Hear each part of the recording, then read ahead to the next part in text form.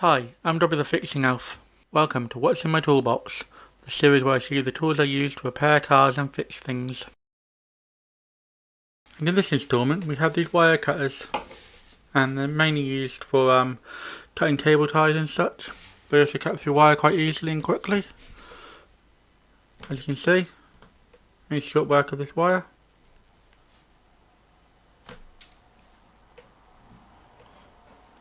Very easy to cut through wire with these. You want to get a bit blunt now, but they're cheap enough they're basically consumable. But the main thing I use them for really is cutting cable ties. So like this one. Get this pop. Cut it off. Need to nice and flush, especially used when you're getting close to the cable tie like this. Leave it nice and flush so you can't catch yourself on cable ties. I always use these when I'm cutting off cable ties, especially if I'm leaving them in engine bays. The last thing you want to do is someone leaves it like that, you go in and you catch yourself with it.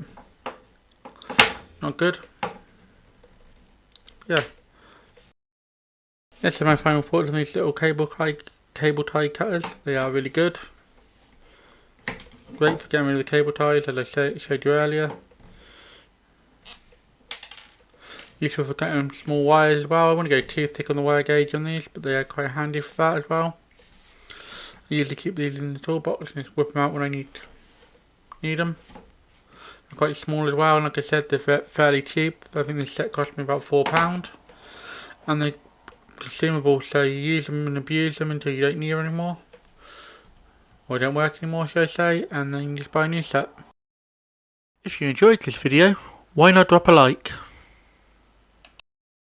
Any questions or feedback, let me know in the comments. I normally drop 2 videos a week, so if you haven't subbed to the channel yet, you should, and then you'll never miss another video. Do you know anyone else who would enjoy watching this video?